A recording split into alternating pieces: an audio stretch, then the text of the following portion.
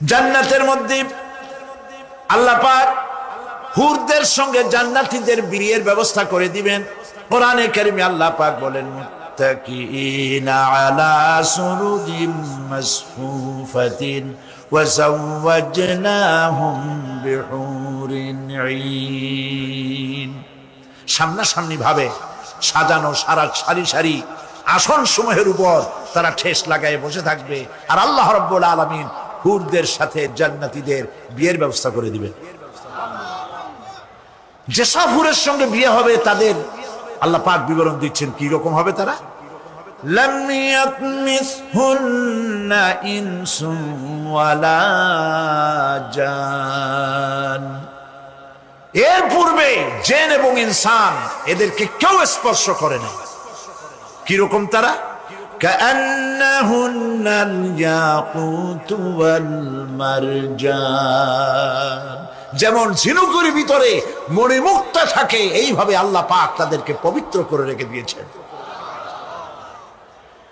আমার প্রিয় ভাইরা, আল্লাহ রাব্বুল আলামিন কোরআনে কারীমের ভিতরে বলেছেন, ফাবিআইয়ি আলা'i রাব্বিকুমা তুকাযযিবান। জান্নাত দান করে আল্লাহ পাক এবার জান্নাতীদেরকে সম্বোধন করে বলবেন, ইয়া ইবাদি লা খাউফুন আলাইকুমুল ইয়াওমা ওয়ালা আনতুম তাহজানুন। হে আমার বান্দারা, লা খাউফুন আলাইকুমুল ইয়াওম, আজ আর কোনো ভয় নাই। সুবহানাল্লাহ, সুবহানাল্লাহ। আজ আর কোনো ভয় নাই, কোনো চিন্তাও নাই, আরামে এই জান্নাতের মধ্যে বসবাস করো। এরপরে আল্লাহ পাক জিজ্ঞেস করবেন, ও আমার জান্নাতীরা, আমি যেসব ওয়াদা করছিলাম আমার ওয়াদা মোতাবেক সমস্ত নিয়ামত পেয়েছো? তারা বলবে, হ্যাঁ পেয়েছি, সব নিয়ামত আপনার ওয়াদা মোতাবেক সব পেয়েছি। আল্লাহ রাব্বুল আলামিন বলবেন, সব পাও নাই, ওয়ালাদাইনা মাজিদ, আমার কাছে আরো বেশি আছে। সুবহানাল্লাহ, আমার কাছে আরো বেশি আছে। জান্নাতীরা বুঝবে না সে আরো বেশিটা কি, এর থেকে আর বেশি কি। প্রিয় ভাই সব, নবী করিম সাল্লাল্লাহু আলাইহি সাল্লাম বলেছেন, জান্নাতের সুখ আর শান্তি কোন চোখ নাই যা দেখেছে, যা কোন অন্তঃকরণ নাই যা কল্পনা করতে পেরেছে। এই জান্নাত মুত্তাকিদের জন্য আল্লাহ রাখছেন। সুবহানাল্লাহ। জান্নাতীরা ভাবতেও পারবে না সেই নিয়ামতগুলি কি। প্রিয় ভাই সব, সেই মুহূর্তে আল্লাহর নবী মুহাম্মদুর রাসূলুল্লাহ সাল্লাল্লাহু আলাইহি ওয়াসাল্লাম বলবেন, রব্বুল আলামিন, আমার উম্মতেরা জান্নাতীরা বুঝতে পারে নাই আপনার কাছে কি নিয়ামত আরো বেশি আছে। আমার এই উম্মতেরা জান্নাতীরা আপনার ওয়াদা মোতাবেক সব পেয়েছে, কিন্তু একটি জিনিস এখনো তাদের কিসমতে হয় নাই। সেই জিনিসটা হলো, যারা তার রবকে না দেখে শুধু কোরআন আর হাদিসের কথা শুনে আরবের ঘুম হারাম করে তাহাজ্জুদের নামাজ আদায় করেছিল, চোখের পানি ফেলেছিল, যারা জান্নাত দেখে নাই, জাহান্নাম দেখে নাই, আপনাকে ভয় করে যারা জীবন পরিচালনা করেছিল, যারা আপনাকে দেখে নাই, না দেখে শুধু কোরআন হাদিস বিশ্বাস করে যারা অকাতরে নিজেদের জীবন বিলায় দিয়েছিল, এই জান্নাতীরা এখন পর্যন্ত তার রবকে দেখতে পারে নাই। আল্লাহ রাব্বুল আলামিন তার সামনে থেকে ৭০,০০০ পর্দা সরে যাবে। আল্লাহ পাক বান্দাদের আরজি পুরা করার জন্য জান্নাতীদের সামনে তিনি জালোয়া ফরজ হবে। কোরআন শরীফের ভিতরে আল্লাহ পাক বলেন, জান্নাতীরা তারা আল্লাহর দিকে, জান্নাতীরা তার রবের দিকে তাকিয়ে থাকবে, আর রব তার বান্দাদের দিকে তাকায়া থাকবে। প্রাণ ভরে জান্নাতীরা রবকে দেখবে। সুবহানাল্লাহ, আল্লাহ পাককে দেখবে। প্রাণ খুলে আজ দোয়া করি, রব্বুল আলামিন, জান্নাতের যেই পরিবেশে, যেই জায়গায় তুমি দয়া করে তোমার গোলামদেরকে তুমি নিজেই দর্শন দিবে, দেখা দিবে। মনিব গো, ও আমাদের রব, আজ এই বিশাল জনসমুদ্র নিয়ে তোমার দরবারে আবেগ ভরা কণ্ঠে বলি, যে অনুষ্ঠানটি তুমি এমন মুবারক অনুষ্ঠান করবে যেখানে তুমি জান্নাতীদেরকে দেখা দিবে, ওই জান্নাতের কোনো একটি, ওই অনুষ্ঠানের কোনো একটি কোনায় কানায় আমাদেরকেও দাঁড় করাইয়া দেখার তো।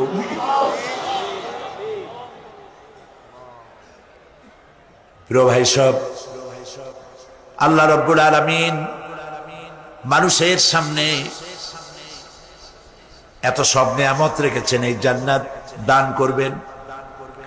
এরপরে আল্লাহ রাব্বুল আলামিন কোরআনে কারীমের মধ্যে বলেছেন, রব্বিস সামাওয়াতি ওয়াল আরদি ওয়া মা বাইনাহুমার রাহমানি লা ইয়ামলিকুনা মিনহু খিতাবা।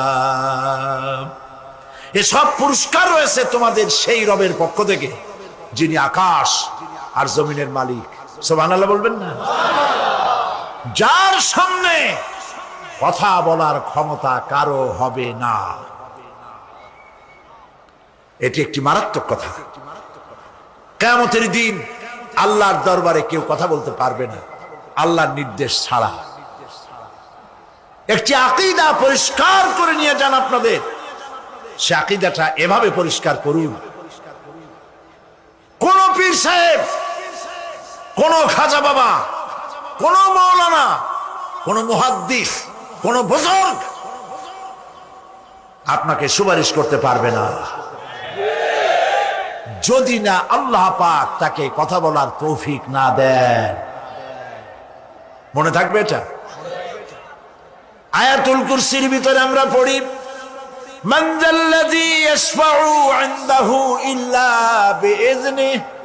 আল্লাহ পাক বলেছেন কিয়ামতের দিন আল্লাহর দরবারে কার সাহস আছে কথা বলতে পারে?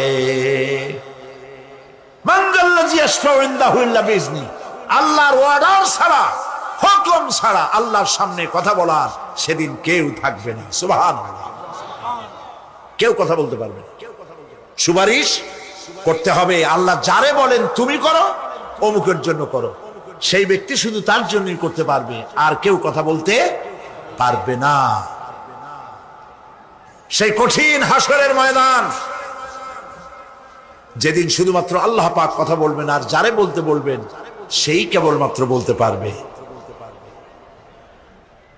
সুপারিশ এটি আল্লাহ পাক কিয়ামতে পারমিশন দিলে বলা যাবে। হযরত ইব্রাহিম আলাইহিস সালাম কিয়ামতের দিন তার নিজের পিতা সম্পর্কে সুপারিশ করবেন। রব্বুল আলামিন, আমার আব্বার জন্য সুপারিশ করতেছি, মেহেরবানি করে জাহান্নাম থেকে তারে আপনি রক্ষা করুন। আল্লাহ রব্বুল আলামিন বলবেন, ইব্রাহিম তোমার সুপারিশ মঞ্জুর হবে না। প্রিয় ভাই সব, একটু মাথা খাটান, চিন্তা করেন। জাতির পিতা কে? জাতির পিতা চিল্লায় বলুন, কলিজা সাফ করে ফেলুন। মুসলমানদের জাতির পিতা হাফিজ আবি কেউ হতে পারে না।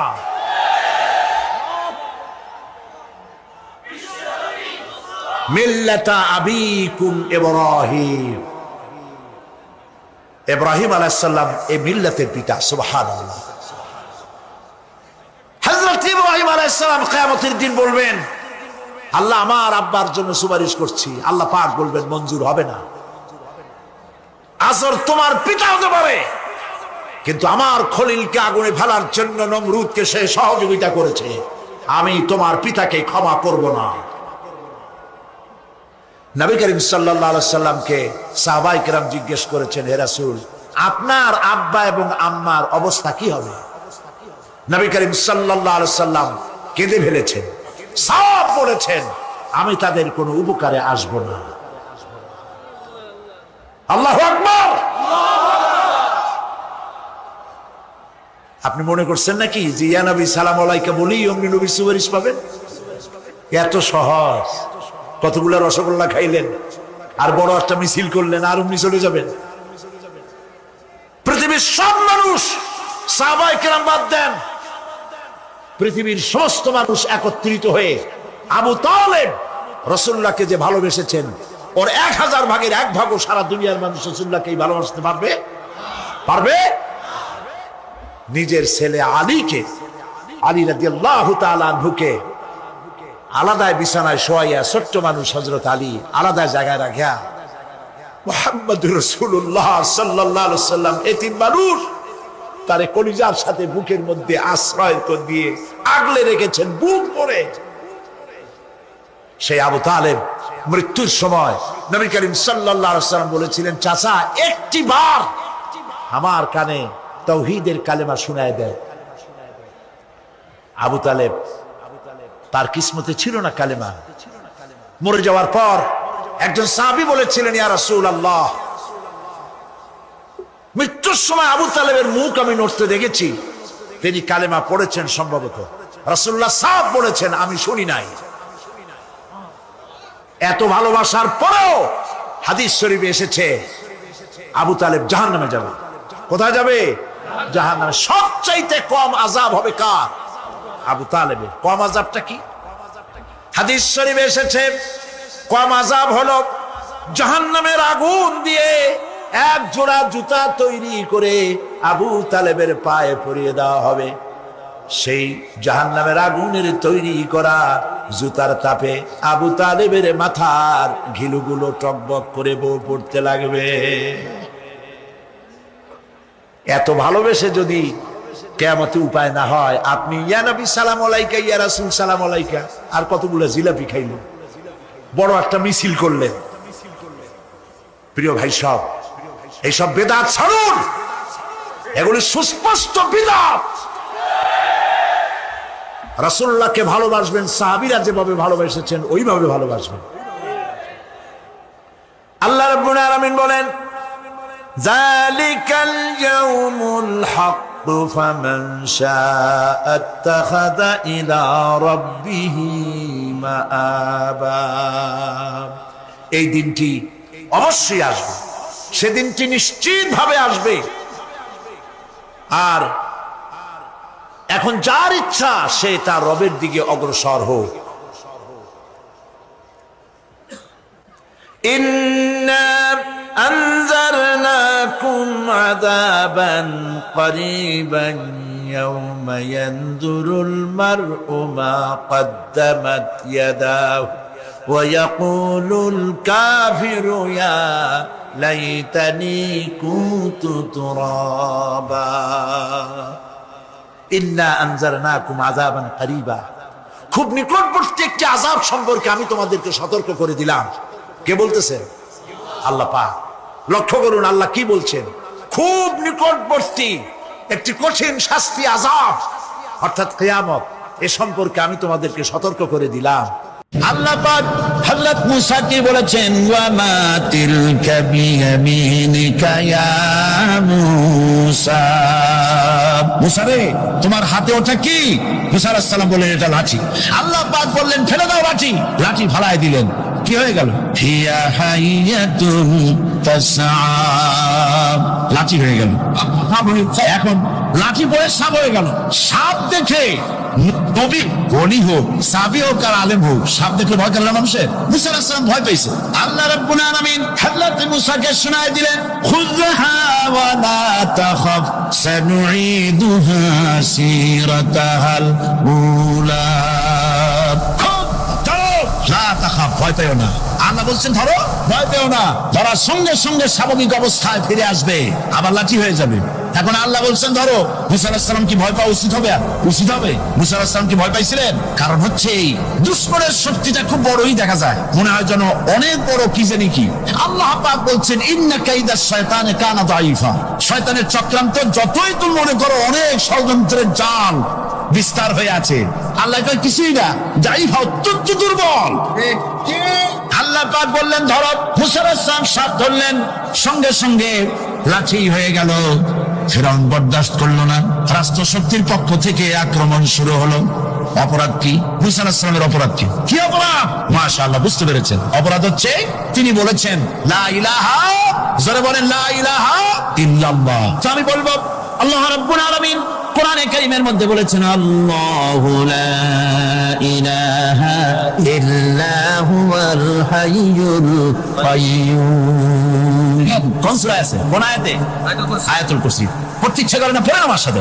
আল্লাহু লা ইলাহা ইল্লা হুয়াল হাইয়ুল কাইয়্যুম। আল্লাহ হচ্ছেন তিনি যিনি ছাড়া কোনো উপাস্য নাই, কোনো ইলাহা নাই, কোনো মাবুদ নাই যিনি ছাড়া, আর কোনো ইবাদতের মালিক নাই। আর যিনি হচ্ছেন সদা জাগ্রত চিরঞ্জীব, সার্বভৌমত্বের একচ্ছত্র মালিক, যিনি সদা জাগ্রত চিরঞ্জীব, তিনি হচ্ছেন আল্লাহ। এখন কেউ যদি বলেন আল্লাহ অক্ষর কি, এক একটা অক্ষর বাদ দিয়া আল্লাহরে চিনায় দেন, তাও চিনানো যাবে। আল্লাহর প্রথম অক্ষর যদি বাদ দেন কি থাকবে? কোরআনে কারীম বলছে তা দিয়ে বোঝা যাবে লিল্লাহি মা ফিস সামাওয়াতি ওয়া মা ফিল আরদ। আল্লাহ হচ্ছেন তিনি যার জন্য আকাশ আর জমিন, আকাশ এবং জমিনের একচ্ছত্র মালিক। এর মাঝখানে যা কিছু আছে সব কিছুর মালিকানা যার হাতের মুঠায়, তিনি আমার আল্লাহ। তিনি কে? আল্লাহ। এরপরে যদি বলেন আরেকটা নাম ছেড়ে দেন, আলিফ সাল্লাম একটা নাম ছেড়ে দিলাম, তাহলে কি থাকলো? লাহ থাকলো, দুইটা অক্ষর থাকলো লাহু। এর লাহু দিয়েও আল্লাহ রাব্বুল আলামিনের সিফাতকে, তার গুণকে বোঝা যাবে। লাহু মাকালিদুস সামাওয়াতি ওয়াল আরদ। আল্লাহ পাক বলেন আসমান এবং জমিনের রিজকের চাবিকাঠি আল্লাহ পাকের হাতে, যাকে খুশি তিনি পর্যাপ্ত রিজক দান করেন। কেউ যদি বলেন লামটাও ভাড়া দেন, নামটাও ছেড়ে দেন, দিলাম নাম একটা ছেড়ে, থাকলো কি? একটা অক্ষর থাকলো হু। এই হু দিয়ে আমার আল্লাহরে চেনা যাবে।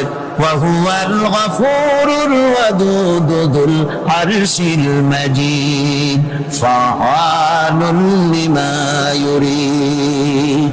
আমার আল্লাহ হচ্ছেন তিনি যিনি ক্ষমাশীল, যিনি দয়াবান, যিনি বান্দাকে মহব্বত করেন, যিনি হচ্ছেন আরশে আসিমের মালিক। তিনি হচ্ছেন সেই মহান সত্তা যিনি যা খুশি তাই করতে পারেন। সুতরাং আল্লাহ হচ্ছেন এমন এক লফজ, এমন এক নাম, এমন এক ইসমে জাত যার কোনো বিকল্প নাই, যা অনুবাদ করে আল্লাহকে স্রষ্টা বললে এটা সারবে না, সৃষ্টিকর্তা বললে সারবে না। আল্লাহ পাকের নামের বিরাট বিশাল ব্যাপক অর্থ রয়েছে। সুতরাং আল্লাহকে আল্লাহই বলতে হবে। আল্লাহকে কি বলতে হবে? আল্লাহ আল্লাহ আল্লাহ। কত মজাই নামে, সুবহানাল্লাহ, কত মজাই নামে। আল্লাহ রাব্বুল আলামিন বলেন, আমরা শুরু করছি সূরা ফাতিহা।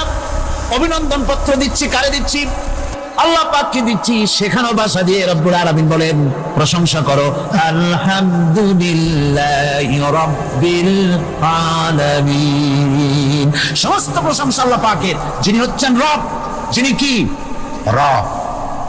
এখন এই রব শব্দের বাংলা অর্থ করা হয় প্রভু, লালনকারী, প্রতিপালনকারী, কিন্তু এই অর্থ যথেষ্ট নয়। কোরআনে কারিমে যে রব বলা হয়েছে তার অর্থ হচ্ছে, তার অর্থ ব্যাপক, অনেক বিশাল এর অর্থ। এ রব কাকে বলে? এই রব শব্দের বাংলা অর্থ করা হয় প্রভু, লালনকারী, প্রতিপালনকারী, কিন্তু এই অর্থ যথেষ্ট নয়। কোরআনে কারিমে যে রব বলা হয়েছে তার অর্থ হচ্ছে, তার অর্থ ব্যাপক, অনেক বিশাল এর অর্থ। এ রব কাকে বলে? আমি রবের সমস্ত ব্যাখ্যা করতে পারবো না, তবে অল্প কথায় এমন ভাবে বলতে চেষ্টা করব যাতে করে আপনাদের বুঝে আসবে ইনশাআল্লাহ। আমরা বলি ইনশাআল্লাহ। এখন আপনারা যদি আমাকে প্রশ্ন করেন যে অত কথা বুঝি না, এক লাইনে এক বাক্যে বুঝাই দেন রব কাকে বলে, তাহলে আমি কথাটা এইভাবে বলবো, যাহার যখন যে জিনিসে। আমার চ্যানেলটি সাবস্ক্রাইব করুন প্লিজ। যতটুকু প্রয়োজন তাহাকে তখন সেই জিনিস ফরিয়াদ করার আগে যিনি পৌঁছে দেন তার নাম হচ্ছে রব। এ রব হচ্ছে তার মধ্যে রুবুবিয়তের সম্পূর্ণ কোয়ালিটিতে ভর্তি। আল্লাহ পাকের মধ্যে রুবুবিয়তের কোয়ালিটি।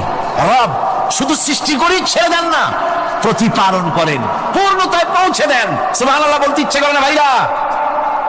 দেখেন আল্লাহ রাব্বুল আলামিন এমন রব, বাংলাদেশের কুকুর আর আমেরিকা ইউরোপের শীত প্রধান দেশের কুকুর একরকম নয়। আমাদের দেশের পশু ইউরোপ আমেরিকা শীত প্রধান দেশের পশু একরকম নয়। তার কারণ হলো আমাদের দেশে শীত কম, নাতিশীতোষ্ণ অঞ্চলের মধ্যে খানিকটা পড়ে যায়। এখানে পশুদের গায়ে কম পশম থাকলে কোনো অসুবিধা নাই। ভেড়া, ঘোড়া, কুকুর, বন্য প্রাণীকে কেউ তো কম্বল দেয় না, ল্যাব দেয় না, রাজাই দেয় না, খাতা দেয় না, চাদর দেয় না। আল্লাহ রাব্বুল আলামিন তিনি এমন রব, শীত প্রধান দেশের পশুদের গায়ে পশম দিয়া চিরস্থায়ী কম্বল জড়ায় দিয়েছেন। এটা হচ্ছে রব। প্রতিপালনের পদ্ধতি কি সুন্দর করে তিনি প্রতিপালন করছেন, কি সুন্দর করে তিনি পশু পক্ষীগুলিকে তাদের আহার জোগাড় করছেন, প্রতিপালন করছেন। তিনি রব, মানুষকে সৃষ্টি করেছেন, আমাদেরকে সৃষ্টি করেছেন, সব প্রয়োজন মিটাইছেন, সকল প্রয়োজন মিটিয়েছেন, একটা জিনিস বাদ রাখেন না। আমাদের মুখে দাঁতের দরকার ছিল, মায়ের পেট থেকে দাঁত নিয়ে আসিনি। মায়ের পেট থেকে আসার পরে আমাদের খাবারের দরকার ছিল। লক্ষ্য করেন রব কারে বলে, লক্ষ্য করুন। মায়ের পেটের মধ্যে যখন ছিলাম ওখানে কোনো রোগের জীবাণু ঢুকতে পারে নাই। ফি করারিন মাকিন, একটি সুরক্ষিত জায়গায় আল্লাহ রাব্বুল আলামিন বাচ্চাকে রেখেছেন, যেখানে কোনো সর্দি হবে না, জ্বর হবে না, সর্দি হবে না, ব্রঙ্কাইটিস হবে না, ডায়াবেটিস হবে না, প্রেসার হবে না। মায়ের পেটের মধ্যে বাচ্চাকে এমন জায়গায় আল্লাহ যত্ন করে রেখেছেন। এই বাচ্চা যখন মায়ের পেট থেকে বেরিয়ে এলো তখন তার পরিবেশ অত্যন্ত খারাপ। এখানে পলিউশন আছে, এখানে কার্বন ডাই অক্সাইড আছে, এখানে বিষাক্ত হাওয়া আছে, এখানে দূষিত আবহাওয়া রয়েছে। প্রতি মুহূর্তে রোগ তাকে হামলা চালাতেছে। এই রোগের থেকে সে বাচ্চা বাঁচবে কি করে? এই জন্য রব্বুল আলামিন তিনি এমন রব, মায়ের বুকের মধ্যে যে খাবার তৈরি করলেন বাচ্চার, ওই খাবারের মধ্যে বাচ্চার ওষুধ আল্লাহ পাক বানায়া দিলেন। মায়ের বুকের দুধ শুধু দুধ নয়, এটা ওষুধ। সুবহানাল্লাহ। এটা খাদ্য, এটা ওষুধ, এটা ভিটামিন, এটা ক্যালসিয়াম, এটা কার্বোহাইড্রেট, যা দরকার বাচ্চার জন্য সব আল্লাহ মায়ের দুধের মধ্যে দিয়ে দিলেন। যতক্ষণ বাচ্চা পেটে ছিল দুধ ছিল ঘন, যখন বাচ্চা মায়ের পেট থেকে বেরিয়ে এলো দুধটা হয়ে গেল পাতলা। এই পাতলা দুধটা খাবে, ওষুধ আছে এর মধ্যে, ভিটামিন আছে, খাইতে যেন বিশ্বাস না হয় একটু মিষ্টি দিয়ে দিলেন আল্লাহ, যাতে বাচ্চা মুখ ফিরায় না নেয়, সেজন্য খাইতে চায়। তারপরে যখন বাচ্চার হাড্ডি খেতে হবে, মাছ খেতে হবে, গোশত খেতে হবে, দুধের আর দরকার নাই। তার শরীরের ভিতরে রেজিস্ট্যান্স, রোগ প্রতিরোধক শক্তি তৈরি হয়েছে। এখন আরো ভালো খাবার দরকার। আল্লাহ রাব্বুল আলামিন মায়ের দুধকে শুকায় দিলেন, চুষলে আর পাওয়া যাবে না, দুধ শুকায় গেছে। এখন বাইরের খাবার খেতে হবে।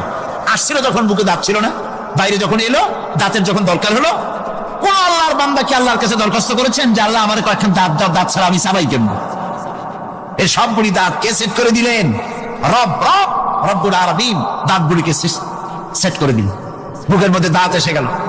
আল্লাহ রাব্বুল আলামিন শরীরটাকে সাজিয়ে গুছিয়ে, হিউম্যান বায়োলজি যাকে বলা হয়, এই শরীরকে যে সুন্দর করে আল্লাহ পাক তৈরি করলেন বলে শেষ করা যাবে না, কত সুন্দর করে আল্লাহ পাক বানিয়েছেন। আপনার মাথার ভিতরে সেল তৈরি করা হলো, ব্রেন তৈরি করা হলো। এই ব্রেনটা শুকনা জায়গায় রাখা হয় নাই। শুকনা জায়গার মধ্যে ব্রেনটা যদি থাকতো, নড়াচড়া করে আপনার ব্রেনের যে টেকনোলজি আল্লাহ পাক ইউজ করেছেন সেটা অসুবিধাগ্রস্ত হতো। এই জন্য ক্রিম যেভাবে পানির মধ্যে ভাসা থাকে, পানির মধ্যে ভাসমান ক্রিম মাখন যেভাবে রাখা হয়, সামান্য পানির মতো করে এর ভিতরে ব্রেনটাকে রাখা হয়েছে। এই ব্রেনের ভিতরে, ব্রেন হচ্ছে পৃথিবীতে কম্পিউটার, আজকের পৃথিবীর শ্রেষ্ঠ আবিষ্কার। কিন্তু মানুষের মাথায় যে কম্পিউটার আল্লাহ পাক দান করেছেন, এই কম্পিউটারের সামনে দুনিয়ার কম্পিউটার এতিম। এবার লন্ডন গিয়েছিলাম, প্রত্যেক বছর 1.5 মাস 2 মাস সময় পাই, কিন্তু আপনারা দোয়া করেছেন, এখন পার্লামেন্টে সময় দিতে হয় বেশি। বিদেশের সফর কমে গিয়েছে। 10 দিনের জন্য গিয়েছিলাম। ওরা আমাকে একটা ডায়েরি দিল। সেই ডায়েরিটার ভিতরে ডিজিটাল ডায়েরি, এই ডায়েরির মধ্যে তারা বলল যে এরকম, এই যে কাগজটা আপনারা দেখতে পাচ্ছেন, এই রকমের কাগজের 10 লক্ষ পাতা লিখতে যত কাগজ লাগে, এরকমের 10 লক্ষ পাতার লেখা ছোট্ট এই ডায়েরিটার মধ্যে ঢুকাই দেওয়া যায়। 10,000 টেলিফোন নাম্বারের মেমোরিতে তুলে দেওয়া যায়। এটা হচ্ছে লেটেস্ট আবিষ্কার। কিন্তু আল্লাহ পাক মানুষের যে ব্রেনটা তৈরি করলেন, পৃথিবীতে যা আছে এ সব কিছু একটা মানুষের ব্রেনের মধ্যে সমস্ত তথ্য, সমস্ত ফ্যাক্টস মানুষের মেমোরির ভিতরে ঢুকাবার পরেও আরো লক্ষ লক্ষ জায়গা বাকি থেকে যাবে, শূন্য থেকে যাবে, যা পূরণ হওয়ার নয়। এত বিশাল মেমোরি আল্লাহ পাক তার মানুষের মাথার মধ্যে তৈরি করে দিয়েছেন। সুবহানাল্লাহ বিহামদি। দেখুন অবস্থাটা কি। আল্লাহ তার মানুষকে কিভাবে রব কাকে বলে, রব কারে বলে। সুবহানাল্লাহ বিহামদি। চোখের সামনে রাস্তা দিয়ে চলতে গিয়ে চোখের সামনে সাপ দেখলেন, চোখ দেখার কাজ করেছে। চোখ কি করেছে? দেখার কাজ করেছে। এখন কি করবেন? চোখ কিন্তু দেখে বসে থাকে নাই, চোখ দেখা মাত্রই ট্রান্সমিট করেছে ব্রেনকে। ব্রেন সাথে সাথে অ্যাকশন নিতে বলেছে হাতকে আর পাওকে। হাতে লাঠি থাকলে পিটাও, লাঠি না থাকলে পাকে বলেছে দৌড় মারো। এই যে সাপ দেখলো, চোখ এটাকে পাঠাই দিল ব্রেনকে, ব্রেন পাঠাই দিল অ্যাকশনে হাতে আর পায়। এতে কিন্তু 1 সেকেন্ড সময় লাগে নাই, 1 সেকেন্ডের কয়েক লক্ষ ভাগের 1 ভাগের ভিতরেই মানুষ অ্যাকশনে এসে গিয়েছে। সুবহানাল্লাহ। এর নাম হচ্ছে রব। এর নাম কি? তার অফুরন্ত সৃষ্টি মানুষের হাত তৈরি করেছেন, চোখ তৈরি করেছেন। চোখে কিন্তু আমরা নেগেটিভ দেখি। চোখে আমরা কি দেখি? নেগেটিভ দেখি। এই নেগেটিভটা চোখ ক্যাচ করে ব্রেনের ভিতর থেকে পজিটিভ হয়ে কে বের করে দেয়। সুবহানাল্লাহ বিহামদি। কানে অসংখ্য শব্দ শুনি, কিন্তু কোন শব্দ তো জড়ায় যায় না। অসংখ্য শব্দ আমরা শুনি, যেমন রেডিও ঘুরাচ্ছেন, 9 ব্যান্ড রেডিও অথবা এর থেকেও বেশি ব্যান্ডওয়ালা রেডিও। আপনি যখন ঘুরাচ্ছেন কোন সেন্টার ধরার জন্য, অনেক সময় 4-5টা সেন্টার জড়ায় যায় না? জড়ায় কিনা? 4-5টা সেন্টার জড়ায় যায়, সর্বনাশ হয়ে যায়। কোনটা থেকে কোনটা শুনবেন? তো এইরকম করে আপনার কানের ভিতরে শব্দগুলি সব জড়াইয়া পাকাইয়া আপনার কানের মধ্যে একটা বিশ্রী আওয়াজ সৃষ্টি করে দিতে পারত। হে স্তরে স্তরে শব্দগুলিকে শোনার ব্যবস্থা করেছেন। আপনার জিহ্বার ভিতরে হাজার রকমের স্বাদ গ্রহণ করার জন্য একটা জিহ্বায় এতগুলি টেস্ট নেওয়ার ক্ষমতা কে তৈরি করে দিলেন? আল্লাহ রাব্বুল আলামিন। সুবহানাল্লাহ বিহামদি। তিনি হচ্ছেন রব, যিনি মানুষের প্রতিপালন সৃষ্টি করেন এবং প্রতিপালন করেন, এমনি ছেড়ে দেন। এরপরে মানুষের সব প্রয়োজন তিনি মিটিয়েছেন। মানুষের জীবন ধারণের জন্য সব থেকে বড় প্রয়োজন পানি। সবচেয়ে বড় প্রয়োজন কি? পানি। জোরে কোন কি? পানি। জীবনের জন্য পানি এবং আর্দ্রতা, এই দুটি জিনিস অপরিহার্য, এছাড়া জীবন বাঁচবে না। আমরা দেখতে পাই সমুদ্র ভরা পানি মজুদ আছে। লক্ষ্য করেন, সমুদ্র ভরা পানি মজুদ আছে, নদী খাল বিল ভরা পানি মজুদ আছে, কিন্তু এটাই তো যথেষ্ট না। রব হচ্ছেন তিনি, যিনি এই বিশাল বিশাল পানির মজুদ থেকে বাতাসকে যিনি বলেন, যিনি প্রতিনিয়ত বাষ্পীয় আকারে পানিগুলিকে সমুদ্র থেকে উত্থিত করেন, পানিগুলিকে উত্থিত করেন মহাকাশে। আল্লাহ পাক বলেন, আল্লাহুল্লাযী আরসালার রিয়াহা ফাতুসিরু সাহাবা। বাষ্প হয়ে পানিগুলি আকাশে উত্থিত হয় এবং মহাকাশে যাওয়ার পর এই পানিগুলি, লবণাক্ত পানিগুলি আল্লাহর মেশিনে সেগুলি মিষ্টি হয়ে যায়। জোরে কোন সুবহানাল্লাহ। পানিগুলি মিষ্টি হয়ে গেল। ওই মিষ্টি পানি আল্লাহ রাব্বুল আলামিন নাজিল করে দিলেন। এবার বৃষ্টি কণা কণা হয়ে পড়লো, ফোঁটা ফোঁটা বৃষ্টি। আল্লাহ খুঁজে দেখলেন বৃষ্টির ফোঁটাগুলি পৃথিবীর প্রতিটি কণা তালাশ করে তৃষ্ণার্ত কণাগুলিকে আল্লাহ পাক ভিজাই দিলেন। সেই জন্য তার নাম হলো রব। তিনি হচ্ছেন রব। প্রয়োজন মিটান, পানি সবচেয়ে প্রয়োজন বেশি, সেই পানি আল্লাহ পাক এভাবে সরবরাহ করলেন। জমিনের চারিদিকে নদী নালা রেখেছেন, জমিনকে আর্দ্র করেছেন, জমিনের ভিতরে পানি মিষ্টি করেছেন। টিউবওয়েল মারলে পরে, পাম্প করলে পরে ভিতর থেকে মিঠা পানি আল্লাহ পাক বের করে দেন। সুবহানাল্লাহ। এই মিষ্টি পানির ব্যবস্থা করেছেন। এরপরে তিনি ওই আল্লাহ পাক মিষ্টি পানির ব্যবস্থা করে বৃষ্টির মাধ্যমে পৃথিবীতে ফসল উৎপাদনের ব্যবস্থা করে দিলেন। পাক কোরআনে কারীমের মধ্যে বলেছেন, ওয়াজআলনা মিনাল মাই কুল্লা শাইইন হাই। পানি দ্বারাই আমি সব বস্তুকে সজীব রাখি। বৈশিষ্ট্যের দিক থেকে পানির রয়েছে অনেক গুণ, আশ্চর্য গুণ। পৃথিবীর ৭৫% হচ্ছে পানি। আকাশ থেকে অর্থাৎ চাঁদ থেকে যখন চাঁদে ভ্রমণকারীরা যখন ছবি তুলেছে, তো সেই ছবিতে ব্লু রঙে এসেছে বেশি, সবুজ এসেছে কম। সবুজ হলো গাছপালা আর ব্লু হচ্ছে পানি। সমুদ্রের পানির রং হচ্ছে নীল। মানুষের শরীরের ভিতরে 60% পানি, গাছের মধ্যে রয়েছে পানি। পানি ছাড়া পৃথিবীর বাঁচার কোনো পথ নাই। আবার দেখেন, প্রচন্ড শীতের কারণে, ঠান্ডার কারণে যেসব এলাকায় তাপমাত্রা হিমাঙ্কের নিচে এসে যায়, সেই সব দেশে সমুদ্রের পানি আর দরিয়ার পানিগুলি বরফ হয়ে যায়। এই বরফ যখন হতে থাকে তখন পানি তার নিজের তাপকে নিচের দিকে ছুটতে থাকে। উপরের তাপ বরফ হয়ে যায় ঠান্ডা, আর নিচে তাপ বিচ্ছুরিত করে দিয়ে পানির ভিতরে যত জলজ প্রাণী আছে আর উদ্ভিদ আছে সবগুলিকে বাঁচায় রাখার ব্যবস্থা আল্লাহ রাব্বুল আলামিন এভাবে করে থাকে। এবার আল্লাহ রাব্বুল আলামিন বলছেন, এই পানি ছাড়া মানুষ বাঁচে না, প্রাণী বাঁচে না। পানি এমন এক জিনিস, এমন এক নিয়ামত আমি দান করলাম। আল্লাহ পাক বলেন, কুল আরাআইতুম ইন আসবাহা মাউকুম গাওরান ফামান ইয়াতিকুম বিমাইন মাইন। বলো দেখি সবে, শুকাইয়া যদি যায় এই জমিনের পানি, তাহলে হেথায় তটনির ধারা কে দিবে সবারে আনি। এই পৃথিবীর নদী নালা খালবিল জমিনের আভ্যন্তরীণ দিকে পানিগুলি যদি আমি আল্লাহ রাব্বুল আলামিন শুকায় দেই, তাহলে আমি আল্লাহ ছাড়া এমন কে আছে যে নতুন করে আবার পানির আমদানি করে দিতে পারে? আছে কেউ? আজ পানির শূন্যতা আমাদের দেশে দেখা যাচ্ছে। পানি আস্তে আস্তে কমে যাচ্ছে, আস্তে আস্তে পানি শেষ হয়ে যাচ্ছে। কি কারণে শেষ হচ্ছে এবং কি হলে পানি পাওয়া যাবে পরে বলা যাবে ইনশাআল্লাহ। তো জীবন ধারণের জন্য যেমন পানির প্রয়োজন, জীবন ধারণের জন্য তেমন বাতাসেরও প্রয়োজন। পানি ছাড়া তো কিছু সময় চলতে পারে, পানি এবং খাদ্য ছাড়া কিছু সময় চলতে পারে, কিন্তু বাতাস ছাড়া তো এক মুহূর্ত চলে না, ঠিক কিনা? বুঝেন কিনা কথা? বাতাস ছাড়া এক মুহূর্ত চলতে পারে না। অথচ আল্লাহ রাব্বুল আলামিন এই বাতাস দিয়ে গোটা আকাশকে, শূন্য জায়গাগুলি বাতাস দিয়ে ভরে রেখেছেন, যাতে করে কারো বাতাসের কোনো অসুবিধা না হয়, শ্বাস করতে কোনো কষ্ট না হয়। প্রাণী জগৎকে বাতাস দিয়ে বাঁচিয়ে রাখার জন্য আল্লাহ পাক মহাশূন্যকে এভাবে সব এলাকা বাতাস দিয়ে ভরে রেখেছেন। এই জন্য তার নাম হচ্ছে রব। এটাই হচ্ছে রুবুবিয়তের নমুনা।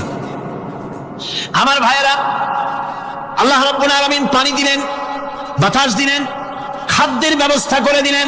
শস্য শ্যামল এলাকায় আল্লাহ পাক সব জায়গাগুলিতে শস্য শ্যামল হোক অথবা উষর ধূসর মরুভূমি হোক, সারা পৃথিবী জুড়ে আল্লাহ রাব্বুল আলামিন খাবারের দস্তরখান বিছায় রেখেছেন। ওয়ামা মিন দাব্বাতিন ফিল আরদি ইল্লা আলাল্লাহি রিজকুহা। এই পৃথিবীর বুকে এমন কোন বিচরণশীল জীব নাই যেই জীবের রিজকের দায়িত্ব আমি আল্লাহ আমার নিজ হাতে গ্রহণ করি নাই। জোরে বলেন সুবহানাল্লাহ। সব রিজেক আমি ছড়াই রেখেছি বিশ্বজুড়ে সর্বত্র। আল্লাহ পাক বলছেন, فلينظر الإنسان إلى طعامه أنا صببنا الماء صبا ثم شققنا الأرض شقا فأنبتنا فيها حبا। আল্লাহ পাক বলছেন, মানুষের উচিত নিজ খাদ্যাদির দিকে লক্ষ্য করা, নিজে খাদ্যের দিকে লক্ষ্য করা।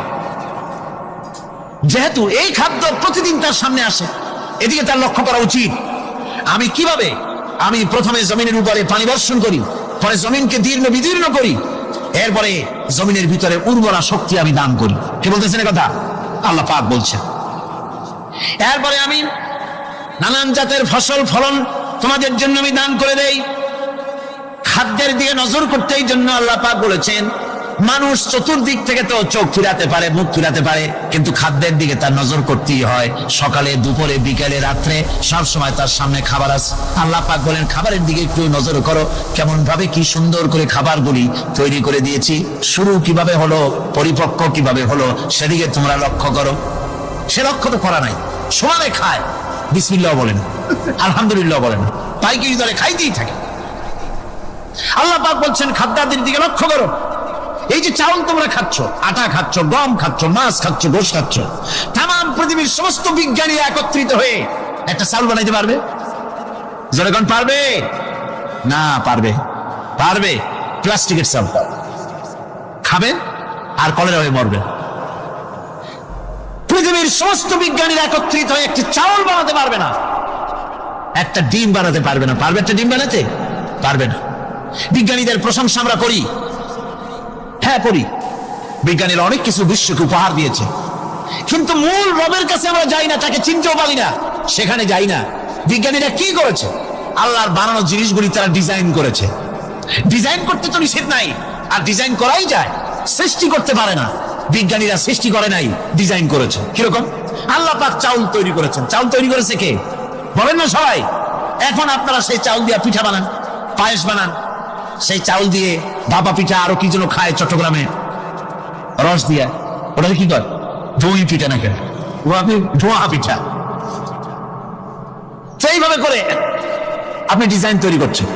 আটা দিচ্ছে, আল্লাহ পাক আটা তৈরি করেছেন, গম দিয়েছে, এই আটা দিয়ে গোলগোল্লা তৈরি হচ্ছে, এর দ্বারা রুটি তৈরি হচ্ছে, এর দ্বারা অসংখ্য রকমের সিমাই টিমাই ইত্যাদি দিয়ে, লাচ্ছা সিমাই, নানান রকমের সিমাই আপনি ডিজাইন করার অসুবিধা নাই। আল্লাহ তৈরি করা কাঠ দিয়ে ফার্নিচার তৈরি হচ্ছে, টেবিল হচ্ছে, চেয়ার হচ্ছে, গুষ্টি শুদ্ধ হচ্ছে। আল্লাহ তৈরি করা লোহা দিয়া মাইক হচ্ছে, স্ট্যান্ড গান হচ্ছে, ব্রেন গান হচ্ছে, তারপরে প্লেন হচ্ছে।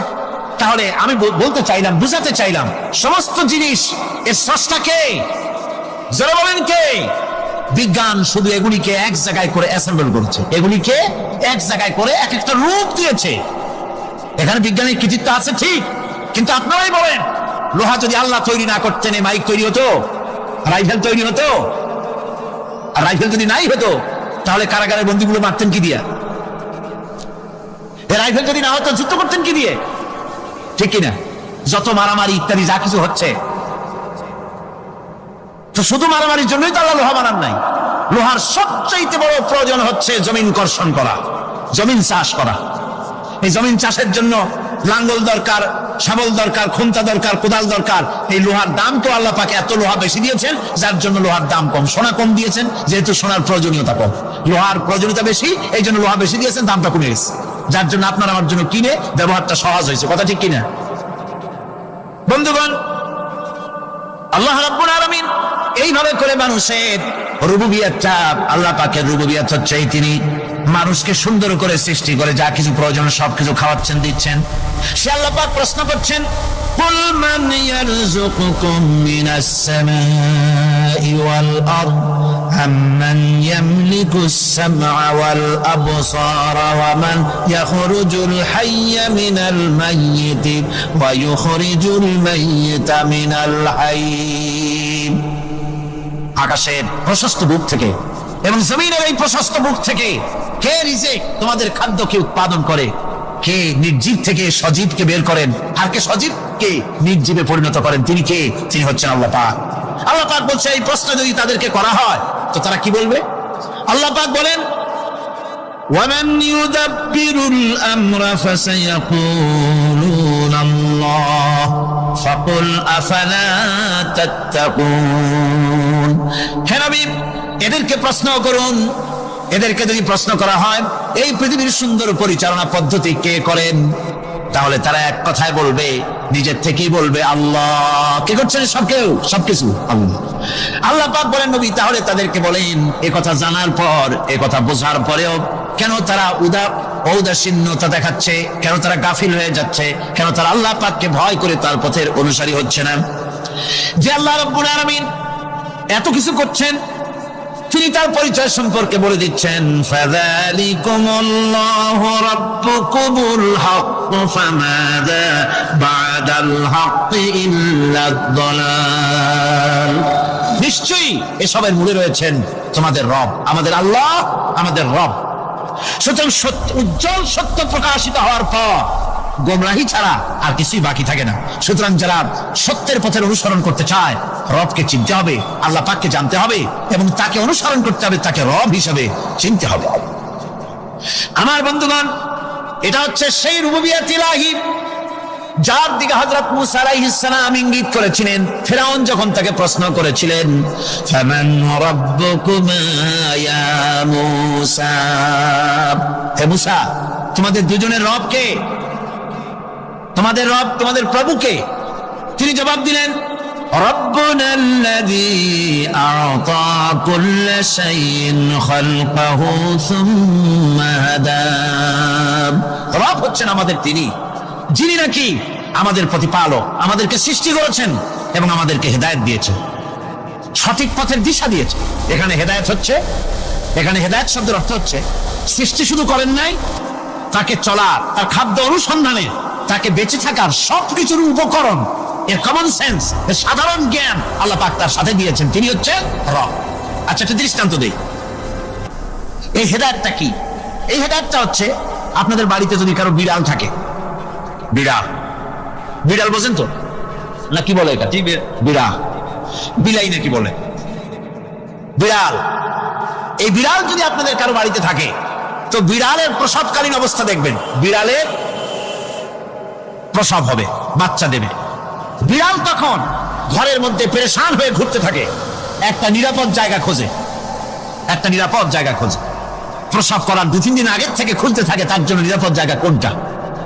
এরপরে খুঁজতে খুঁজতে প্রসবের দিন সে সত্যিকারের ঘরের মধ্যে সবচেয়ে কোনা কানা জায়গা যেটা, সেই রকম একটা নিরাপদ জায়গা সে বেছে নিল। এরপরে বাচ্চা হলো। বাচ্চা হওয়ার পর এই বাচ্চার উপরে কেউ যেন আক্রমণ না করে, শত্রু যেন তার জায়গাটিতে না আসে, এই জন্য বাচ্চাটারও তো হাত দিয়ে মায়ের মতো করে নিতে পারে না, সে আস্তে করে ঘাটটা কামড়ায় ধরে যাতে করে বাচ্চা ব্যথা না পায়। ওইভাবে করে ঘাট কামড়ায় ধরে, আজকে এই সিঁড়ির নিচে, কালকে ওই খাটের নিচে, পরশুদিন এই আলমারির কোনায়, এইভাবে বাচ্চাগুলি সরায় সরায় রেখে বাচ্চাকে প্রতিপালন করে। এই বিড়াল এই হেদায়েত দিলটা কে? যিনি দিলেন তার নাম রব। তিনি হচ্ছেন রব্বুল আলামিন। সন্তান প্রতিপালনের ব্যবস্থা শুধু দুনিয়ার মানুষকেই দেন নাই, প্রাণী জগৎকেও দিয়েছেন। সুবহানাল্লাহ। বলেন বলেন, মুরগির বাচ্চা হলো, ডিমের থেকে বাচ্চা বেরোলো, এই বাচ্চাগুলি হয়েছে গতকাল। আজকে বাচ্চাগুলি আদার খাচ্ছে মায়ের সাথে, হঠাৎ করে একটা চিল এলো আর ওর মা একটা সিগন্যাল মারলো, সাথে সাথে বাচ্চাগুলি দৌড়াইয়া এমন পলান দিল, আপনি তো ভালো একাদশীর বাপেও তালাশ করে পাবে না যে মুরগির বাচ্চা পলাইলো। এখন ওই বাচ্চাটিকে এই সিগন্যাল সম্পর্কে কে অবহিত করলো যে এরকম একটা আওয়াজ শুনলে এটা ভীতির আওয়াজ, এটা সাইরেন, এটা বিপদ সংকেত, এটা ডেঞ্জার সিগন্যাল, এটা শুনলে দেখলে তাড়াতাড়ি করে আত্মগোপন করবা। কেচে গেল, কেচে গেল, আল্লাহ পাক শিখাইছেন। এখন এক শ্রেণীর বুদ্ধিজীবী তারা আবার উল্টা কথা কয়। তারা বলে কি?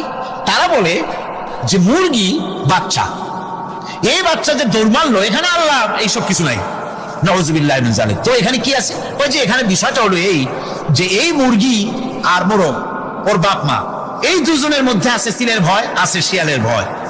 ওই ভয় ওদের মধ্যে ছিল, এই মা বাপের ক্রসের মাধ্যমে বাচ্চা আসছে। কাজে ওই ভয়, বাপের যদি কোনো রোগ থাকে, মায়ের রোগ থাকে, তো এগুলি তো বাচ্চার মধ্যেও ঢোকে।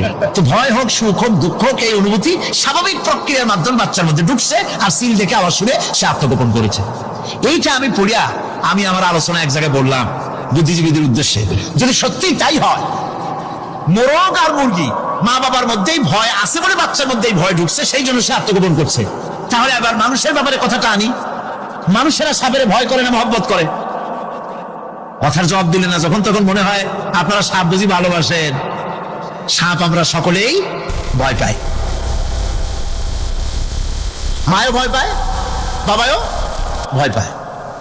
এই মায়ের গর্ভে সন্তান এসছে, সন্তানের বয়স 2 বছর, 2.5 বছর, ঘরের মধ্যে কেউ ছিল না, ঘরের মধ্যে একটা সাপ আসছে, একটা সুন্দর সাপ, দেখতে সুন্দর, কিন্তু সে সাপে কামড়ালে মানুষ মরে যায়।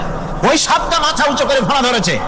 এই বাচ্চাটা কি সাপ দেখে দৌড় মারবে, না বাচ্চাটা ওই সাপটাকে ধরার জন্য সে এগিয়ে যাবে? কোনটা করবে? এগিয়ে যাবে। তাহলে মা বাপের ভয়, তাদের মা বাপের রক্তের মধ্যে, শিরার মধ্যে, সব জায়গায় সাপের ভয়, তার মাধ্যমে বাচ্চা হিসেবে বাচ্চার মধ্যে সাপের মহব্বত হলো, কারণ ভয় হলো না কেন বাচ্চা অবস্থায়। সুবহানাল্লাহ। আমার বন্ধুগণ, মুরগির বাচ্চাকে হেফাজত করার জন্য বুদ্ধিমান প্রাণী মানুষ তার কাছে নাই বলে আল্লাহ রাব্বুল আলামিন তারে বাচ্চা অবস্থা থেকে বোঝার তৌফিক দিয়েছেন কোনটা ভয়ের আওয়াজ, কোনটা হলো বিপদের আওয়াজ। মানব সন্তানের প্রতিপালন করার জন্য তার মার বাবা আছে বলে ওই রকম করে পশুদের মতো আল্লাহ বানান নাই, তাকে হেফাজত করার জন্য মা বাপ আছে বলে এই দায়িত্ব আল্লাহ পাক মা বাপের উপরে ছেড়ে দিয়েছেন। মা বাপ তাকে হেফাজত করে। রুবুবিয়তের প্রতিপালন, হেদায়েতের এই প্রতিপালন আল্লাহ পাক মানুষকে এভাবে করে তাদেরকে হেদায়েত দিয়েছেন, তার পথের চলার দিশা দিয়েছেন। পিঁপড়ার খাদ্য সংগ্রহের ব্যাপারটা দেখেন, পিঁপড়ার আছে দারুণ ঘ্রাণ শক্তি। কোথায় খাবা? 5 তলায় আপনি মিষ্টি খাচ্ছেন, রসগোল্লা থুয়ে দেন, তারপরে দেখেন কোন জায়গায় দিয়ে পিঁপড়া এসে জমের খাওয়া খায়, ঠিক কিনা? দেখেন তার কত তীব্র ঘ্রাণ শক্তি, সেখানে চলে যাচ্ছে।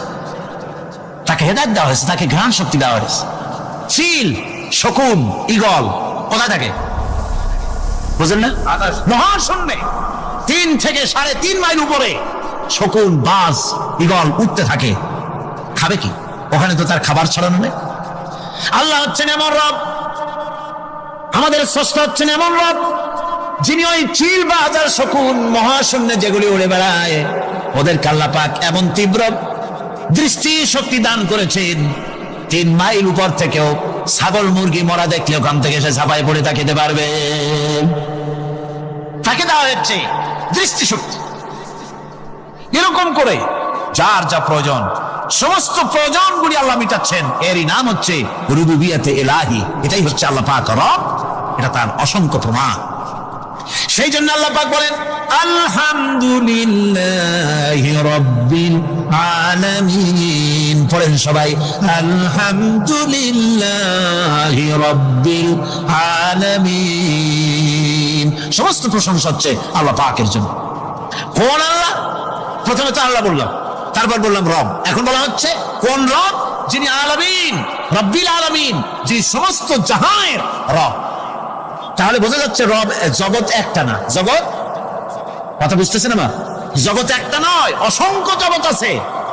বহুমাত্রিক জগতের কথা এখানে আল্লাহ পাক বলছে। আমি এই জন্য বলি যে কোরআন হচ্ছে বিজ্ঞানের উৎস। কোরআন বিজ্ঞানের কি? বিজ্ঞানের আবিষ্কার। যত গর্বে বিজ্ঞান চিরটা কাল কোরআনের কাছে ভিক্ষার হাত দিয়ে এতিমের মতো দাঁড়ায় থাকবে কিয়ামত পর্যন্ত। আজ পৃথিবীর বিজ্ঞানীরা বলছে জগৎ সম্পর্কে, আমরা মনে করছি পৃথিবীটাকে, আমাদের কাছে জগৎ দুইটা। কয়টা জগৎ? একটা জগৎ হলো এইটা, ইহ জগৎ আর পরজগৎ, এছাড়া আর কিছু জানি না। এই দুইটাই জগৎ আমাদের কাছে। এখন দেখেন বিজ্ঞানীরা কি বলছে। বিজ্ঞানীরা বলছেন সৌরজগতে শুধু আমাদের সৌরজগৎটাই শেষ না, অসংখ্য সৌরজগৎ আছে মহাশূন্যে, অসংখ্য সৌরজগৎ। পৃথিবীর প্রতি 4 বিলিয়ন মানুষ যদি এক একটা সৌরজগৎ দখল করে, তাতেও সৌরজগৎ শেষ হবে না। আরো সহস্র সহস্র বিলিয়ন বিলিয়ন সৌরজগৎ আরো ফাঁকা পড়ে থাকবে। এত সৌরজগৎ আল্লাহ সৃষ্টি করেছেন। এই মহাশূন্যে বহুমাত্রিক জগতের কথা আল্লাহ পাক এখানে বলেছেন। এই পৃথিবী একটা জগৎ, এই মাটির তলে আছে আর এক জগৎ, সমুদ্রের ভিতরে আছে পানির তলার আর এক জগৎ। আর মহাশূন্য যে কি তা আপনার মাথায় শূন্য হয়ে যাবে চিন্তা করতে করতে। এই জন্য বিজ্ঞানীরা, বড় বড় বিজ্ঞানী, এরা কিন্তু নাস্তিক হয় না। বর্তমান বিজ্ঞানীরা চিন্তা করে গবেষণা করে খেয়ে হারিয়ে ফেলছে মহাশূন্যকে দেখে।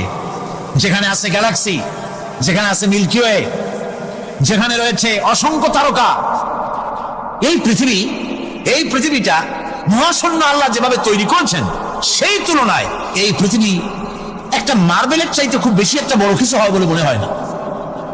পৃথিবী যদি হয় একটা মার্বেলের মতো, তাহলে আমরা যে মানুষ, আমাদের অস্তিত্ব কোথায় চিন্তা করেন।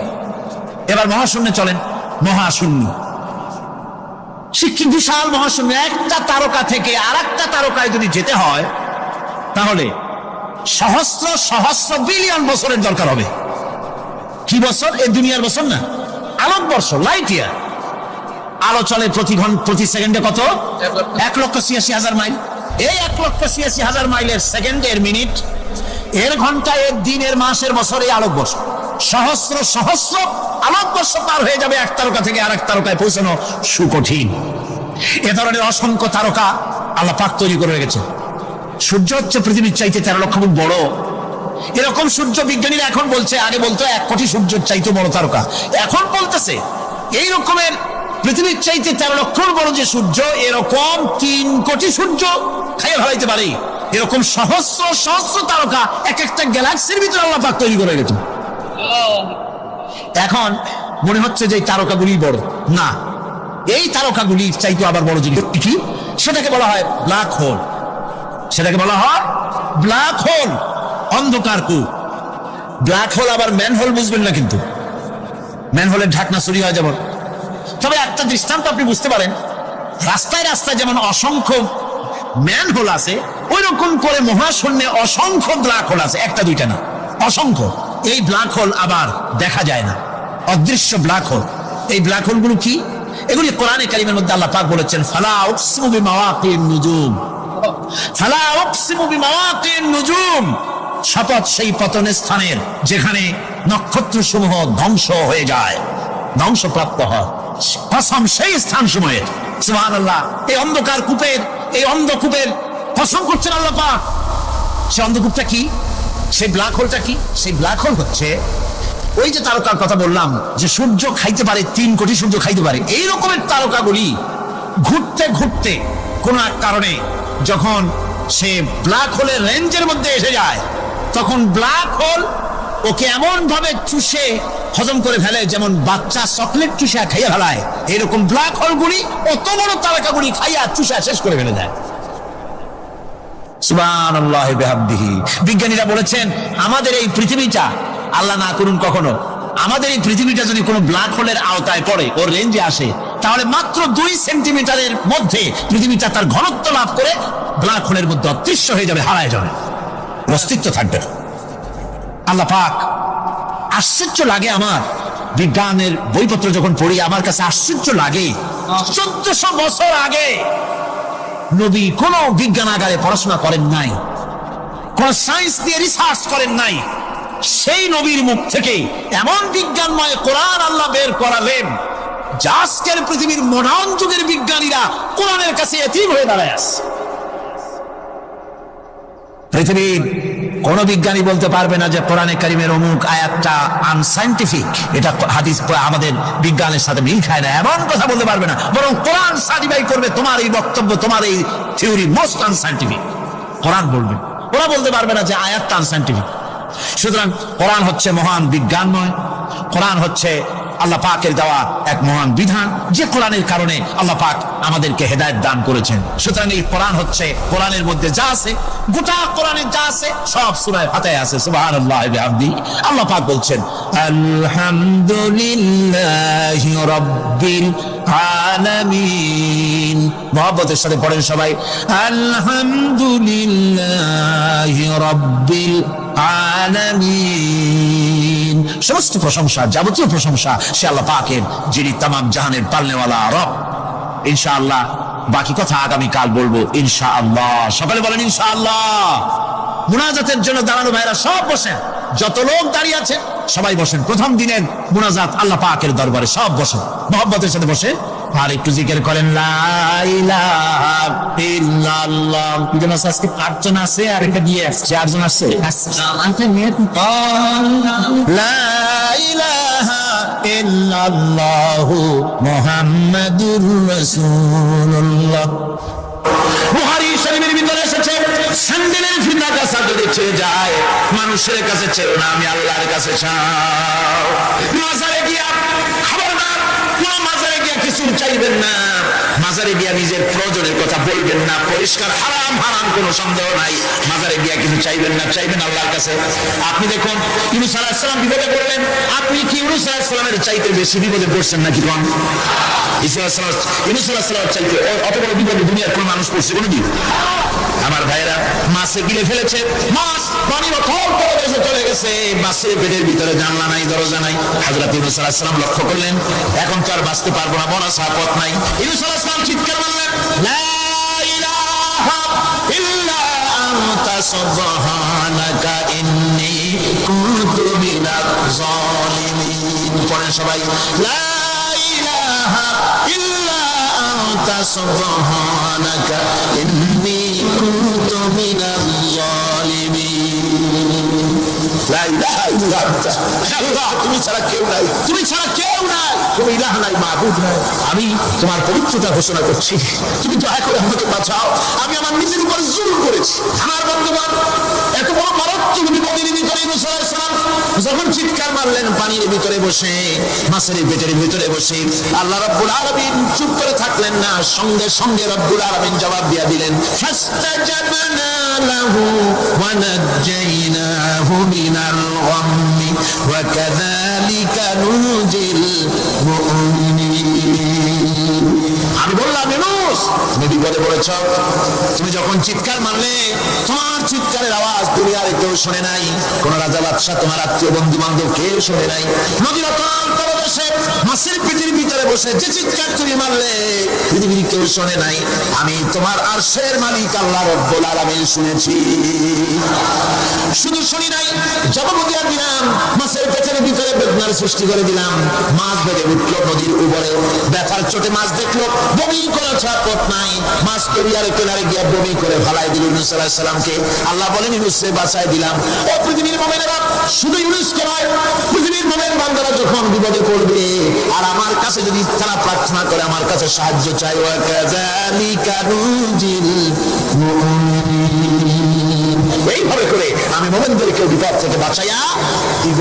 জোরে কাজ সুবহানাল্লাহ। ওয়াদা কার? ওয়াদা কার? সুতরাং মাসালে না, মসজিদে গিয়ে কাঁদবেন। কোথায় গিয়ে কাঁদবেন? কোথায়? মসজিদে গিয়ে কাঁদবেন। আমার বন্ধুগণ, আল্লাহ রাব্বুল আলামিন বলেন, ইয়ানসুরকুমুল্লাহু ফালা গালিবা লাকুম, আল্লাহ যদি তোমাকে সাহায্য করেন তবে কোন শক্তি তোমাকে তার উপরে জয়ী হতে পারবে না, কেউ তোমাকে তার থেকে ফেরাতে পারবে না। আর যদি আল্লাহ তোমাকে জিল্লতি দেন, যদি তোমাকে আল্লাহ পাক লাঞ্ছিত করেন, তোমাকে কেউ সম্মান দিতে পারবে না। দেখুন, ইব্রাহিম আলাইহিস সালামকে নমরুদ আগুনের মধ্যে ফেলাই দিবে। জিবরাইল বলছেন, ইব্রাহিম আমার কাছে সাহায্য চাও, আমি তোমার বাঁচাই দেবো, আগুন দ্বারা নিবাই দিব।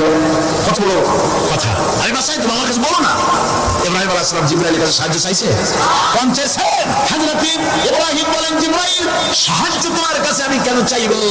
তোমার কাছে সাহায্য চাওয়ার প্রশ্ন ওঠে না, কারণ আমি এমন কোন অন্ধ আল্লাহ ইবাদত করি না যে আল্লাহ তার গোলামের দুঃখ নিজের চোখে না দেখে। আমি আগুনে পড়ে গেলে, আগুনে জ্বললে পড়ে আমার আল্লাহ যদি খুশি হন, তাহলে এরকম আগুনে 1000 বার পড়ে জীবন দিতে আমি ইব্রাহিম রাজি আছি। ইব্রাহিম আলাইহিস সালাম আগুনে পড়ে গেলেন, আল্লাহ পাক দেখলেন ইব্রাহিম পাস করছে, কন্ডিশন ফার্স্ট ক্লাস পাস করে আগুনের ভিতরে পড়ে গেলেন। আল্লাহ পাক সঙ্গে সঙ্গে আগুনের প্রতি নোটিশ করে দিলেন, ইয়া নারু কুনি বারদাও ওয়া সালামান আলা ইব্রাহিম, আগুন আমার ইব্রাহিমের জন্য শান্তিদায়ক, ঠান্ডা হয়ে যা। সুবহানাল্লাহ ওয়া বিহামদিহি। এই জন্য আল্লাহ রাসূল বলেছেন, ইযা সালতা ফাসআলিল্লাহ, যদি কিছু চাও কার কাছে চাইবা? কে শিখাচ্ছেন? রাসূল। আল্লাহ রাসূল বলেছেন, ইযা সালতা ফাসআলিল্লাহ, যদি কিছু চাও আল্লাহর কাছে চাও। ওয়া ইযা ইসতানতা ফাসতাইন বিল্লাহ, আর যদি চাইতে চাও, সাহায্য চাও, সাহায্য চাইবা আল্লাহর কাছে। কার কাছে? কোন মাজারে চাইবেন? কোন মাজারে চাইবেন? কোন কবরস্থানে চাইবেন? কারা কারা চাইবেন না হাত উঁচু করে দেখান। আলহামদুলিল্লাহ।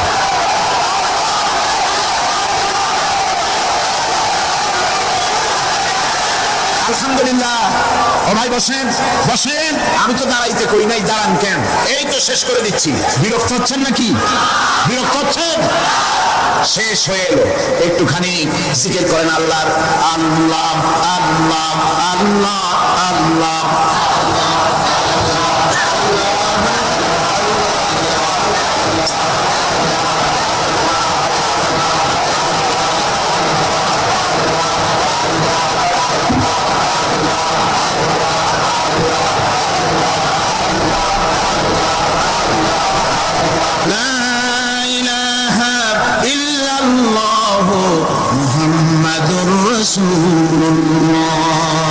ভাইরা, এতক্ষণ আমি যা বললাম, আর রহমান আল্লামাল কোরআন, আল্লাহ আমাদের কোরআন শিখাইছেন, দয়াবান মেহেরবান, তিনি আমাদের কোরআন শিখাইছেন। কোরআন আমাদেরকে তাওহীদ শিখাইছে। কি শিখাইছে?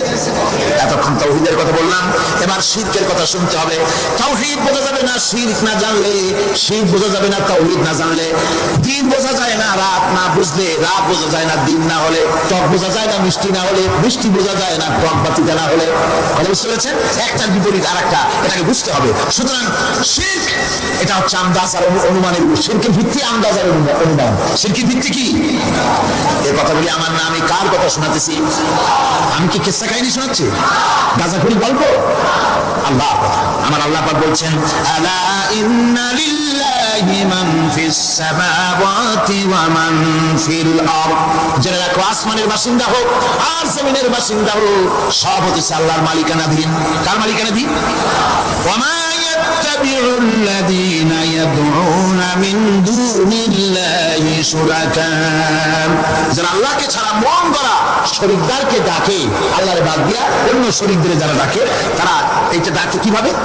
ইয়াত্তাবিউনা ইল্লা যান্না ওয়া ইনহুম ইল্লা ইয়াখরুসুন, তারা নিছক আন্দাজ এবং অনুমানের অনুসারী, আর শুধু কল্পনাই করে, সব কল্পনা, কোনো দলিল নাই।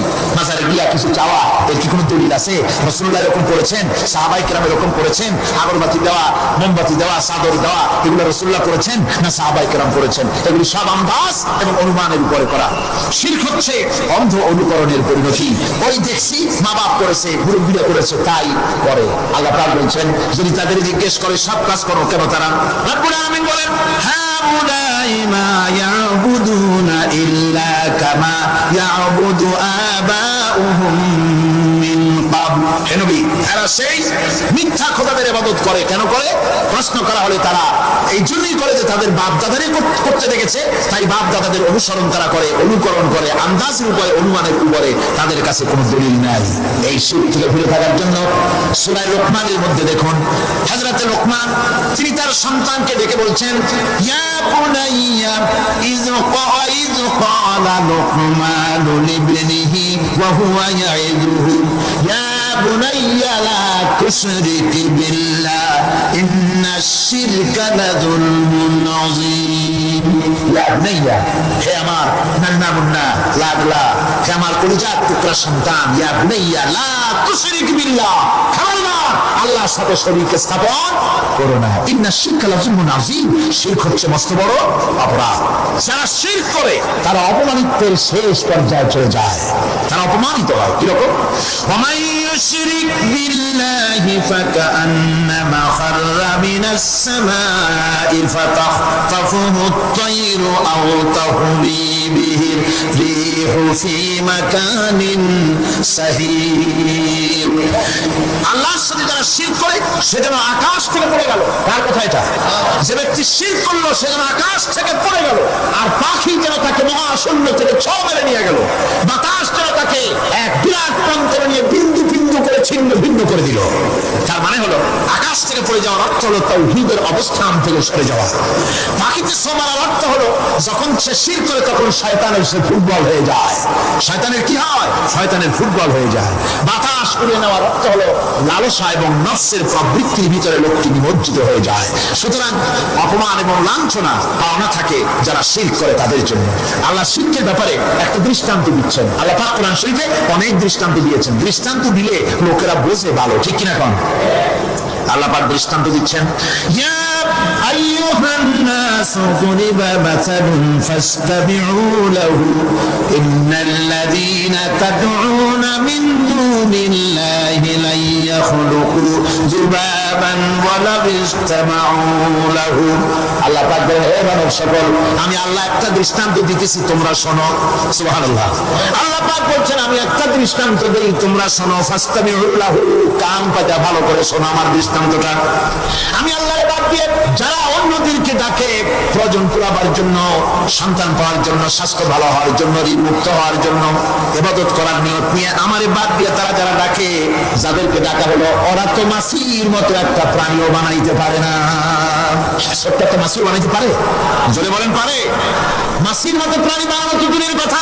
ওয়াইয়াসলুবুহুম যুবাবু শাইআ লা ইয়াস্তানকিযুহু মিনহু দাউফাত তালিব ওয়াল মাতলুব।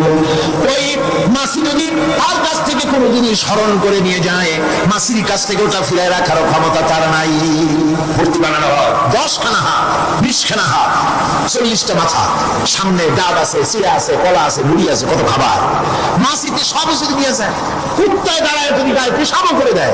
এতগুলো হাত একটা হাত দিয়েও সরাইয়া দিতে পারে না। আল্লাহ পাক বলেন, দাউফাত তালিব ওয়াল মাতলুব। যাদের কাছে ওরা চায় ওই আশ্রয় প্রার্থী আর আশ্রয় দাতা দুটোই দুর্বল। হাদিস শরীফে এসেছে একবার এক মুশরিক রাসূল করিম সাল্লাল্লাহু আলাইহি সাল্লামের কাছে এসেছেন একটা ভাঙ্গা ঠ্যাং ভাঙ্গা কল্লা ভাঙ্গা একটা মূর্তি নিয়ে।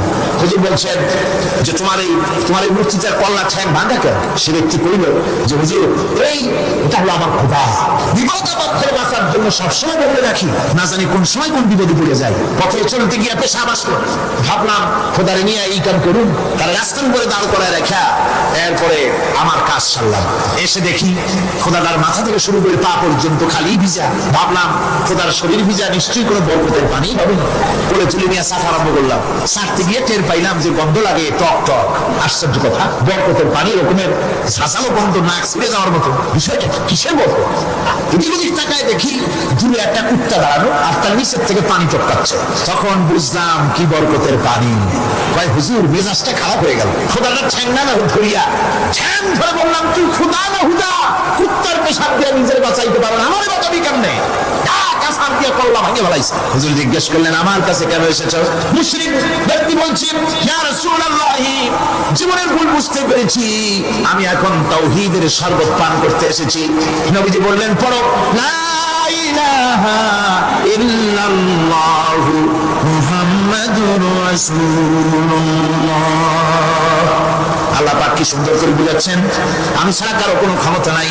আল্লাহুল্লাযী খালাকাকুম সুম্মা রাযাকাকুম সুম্মা ইউমীতুকুম সুম্মা ইউহয়ীকুম। আল্লাহ বলছেন ও বান্দারা শোনো, আমি আল্লাহ তোমাদেরকে সৃষ্টি করেছি, শুধু সৃষ্টি করি নাই, খাবার দিয়েছি। কে দিয়েছেন খাবার? সৃষ্টি করেছি, খাবার দিয়েছি, এরপরে তোমাদের মৃত্যু করব, আবার মৃত্যুর পরে আমি আল্লাহ তোমাদের জিন্দা করব। হাল মিন শুরাকাইকুম মান ইয়াফআলু মিন যালিকুম মিন শাই।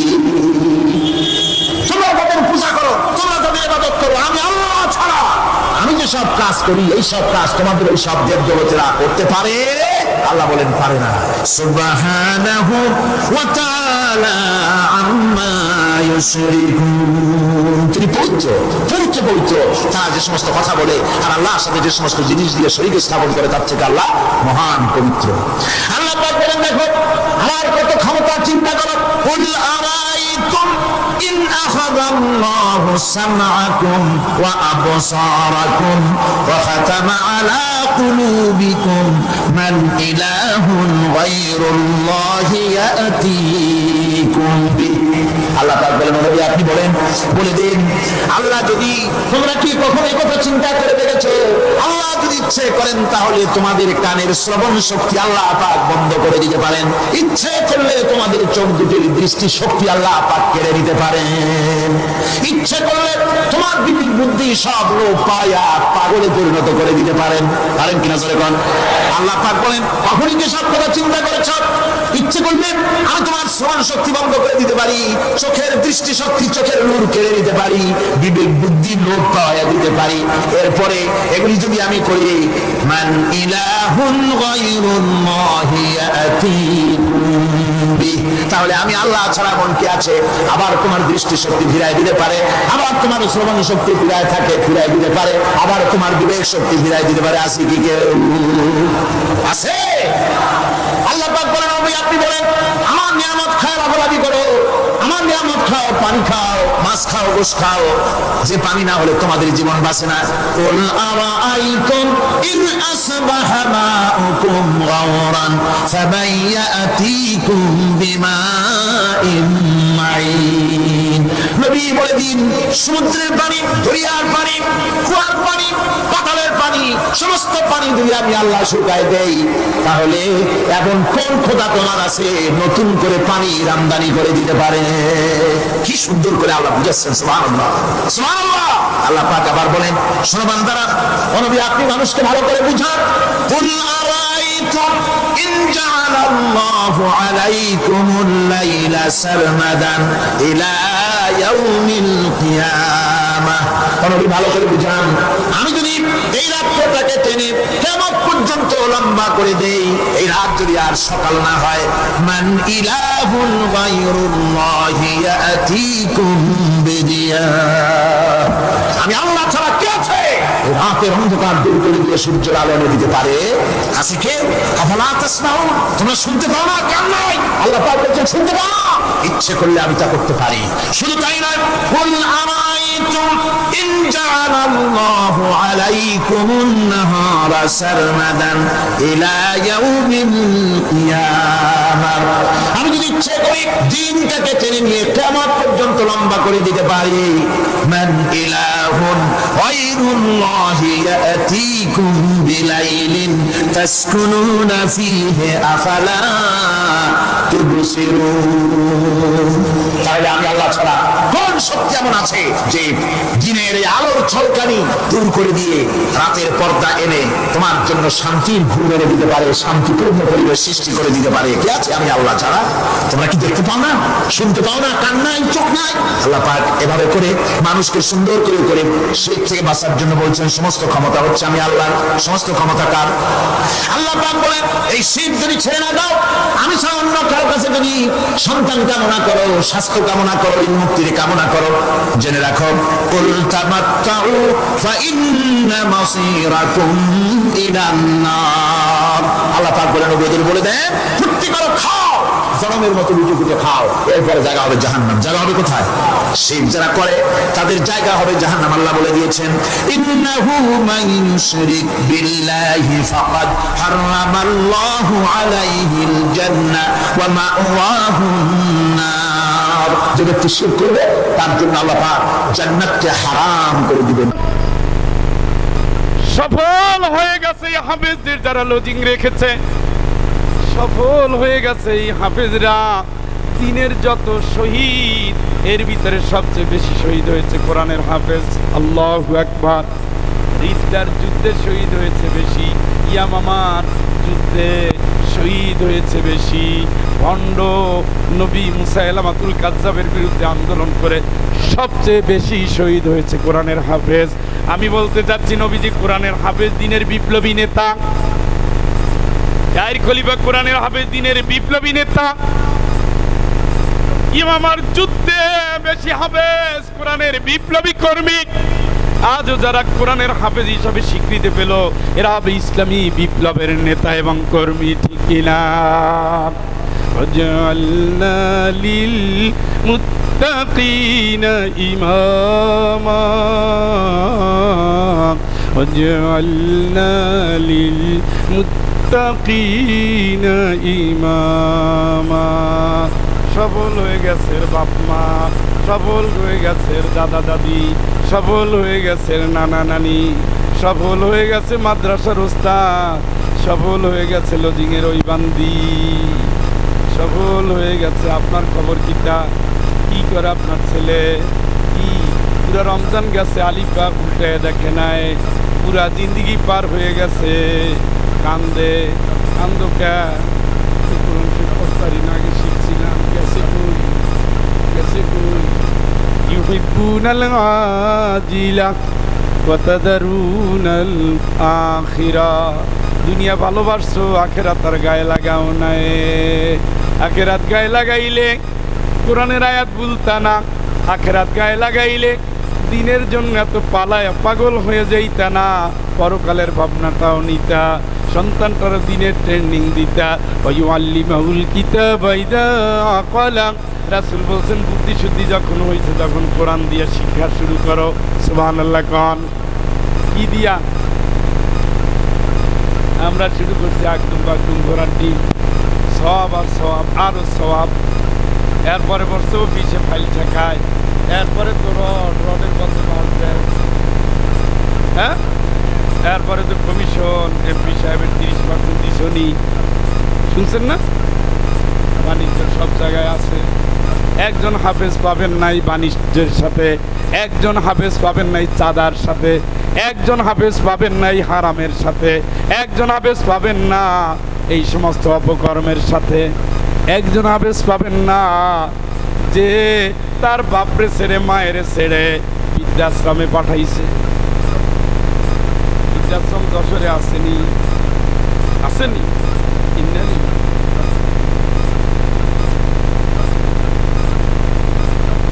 বৃদ্ধাশ্রমে বাপ মা যাবে কেন? ওটা তো ইউরোপিয়ান কালচার, পুরা বাপ্পা প্রোডাকশনের ক্ষমতা নাই, ওইখানে যাই থাকবে। বাংলাদেশে আছে এখন ঘরে ঘরে। আমি গতবার বরিশাল শহরে গিয়ে দেখি বিদ্যাশ্রম এত পীরদের এলাকা, চরমনাইর খনি, সারসিনার খনি, নদুয়ার খনি, তারপরে মোকামিয়ার খনি, এত পীর, আমতলি, তালতলি, যত পীর বরিশাল, সেখানেও দেখি একটা বিদ্যাশ্রম। তার মানে কি, সমাজের ধর্মীয় চিন্তার মানুষদের এলাকায় ভেজাল লিখে গেছে। অথচ আল্লাহ বলেন কুল মা আনফাকতুম মিন খায়রিন ফালিল ওয়ালিদাইন। নবী বইলা দাও, যা ব্যয় করো বাপ মা, বাপ মা, বাপ মা, বাপ মা, বাপ মা, বাপ মা। বাড়ির প্রথম পাওনা বাপ মা, গাছের প্রথম ফল বাপ মা, তরকারির প্রথম বাটিটা বাপ মা, ভাতের পাতিলের প্রথম চামচ বাপ মা, বাজারের প্রথম বাজার বাপ মা, কাপড় চুপড় কেনার প্রথমটা বাপ মা, ঔষধ কেনার প্রথমটা বাপ মা, ব্যয়ের প্রথম হলো বাপ মা। নির্দেশনা কার? এত সস্তা না, জান্নাতে যাওয়া এত সস্তা না। রিদাল্লাহি রিদাল ওয়ালিদাইন। বাপ মা খুশি হলে খুশি হবেন কে? কয়জন ছেলে মেয়ের প্রতি বাপ মা খুশি? কয়জন ছেলে মেয়ের প্রতি বাপ মা খুশি? বুঝে দেখে খুবই কম, হাতে গোনা। অথচ জান্নাতে যাওয়ার জন্য জামাত ইসলামের জন্য রক্ত দেয়, তাবলিগ জামাতে গিয়ে আজীবন চিল্লা দেয়, পীর সাহেবের দরবারে গিয়া বাপ পাইতে পাইতে লাফাইতে লাফাইতে বেহুশ হয়ে যায়। এত কিছু করার পরেও বাপ মা খুশি না, জান্নাত নাই। তুমি হাফেজ হও, কারি হও, আলেম হও, হাজি হও, বাপ মা খুশি না হলে আল্লাহ খুশি হবে না।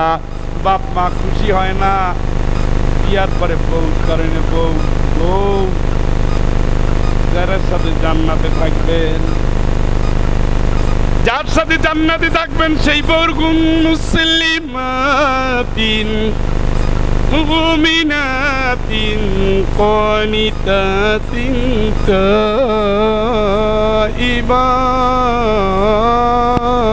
তাইবাত মুসলিমাতিন মুমিনাতিন কানিতাতিন তাইবাতিন আবিদাতিন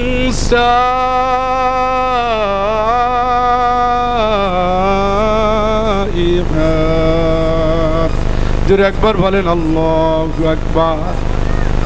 এরা হবে জান্নাতি নারী, এরা হবে জান্নাতি নারী। আল্লাহ যা বলছেন ইউতিউনাল্লাহা ওয়া রাসূলাহু উলাইকা সায়ারহামুহুমুল্লাহ।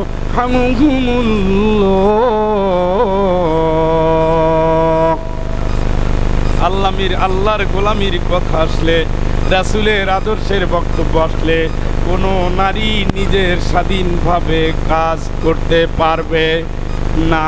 আল্লাহ যা বলবে তাই ঠিক, রাসূল যা বলছে তাই ঠিক, ইসলাম যা চায় তাই ঠিক। আমার অবশ্য মন চায় একটু গ্রুপ প্লান করতে, রাসূল বলছেন চলবে না। আমার একটু মন চায় একটু ওড়না টোড়না ছাড়া চলতে, রাসূল বলছেন চলবে না। আমার মন চায় আমার স্বামী সৌদি আরব থাকে, কুয়েত থাকে, কাতার থাকে, দুবাই থাকে, দামি দামি স্বর্ণের অলংকার দিয়েছে, যদি বোরকার ভিতরে থাকে তাহলে তো কেউ দেখলো না, কিন্তু বোরকা টোরকা খুললে চলে যাই। আল্লাহ কয় না ইউদিনিনা আলাইহিন্না মিন জালাবিবিহিন্না, ঘরের বাইরে বের হলে জিলবাব পড়তে হবে। এটা ওহির বিধান। মালিককে কে? আল্লাহ যা বলবেন সেখানে নত হবে যেই নারী, নত মেনে নিবে যেই নারী, সে মুসলিমা।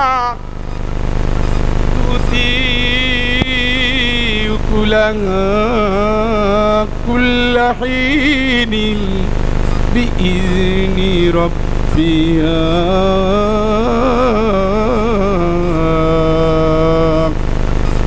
জীবনের সকল হুকুম একজনের থেকে আসবে, তার নাম উনি যা বলবেন সেই অনুযায়ী জীবন যে সাজাবে সে হলো মুমিনা।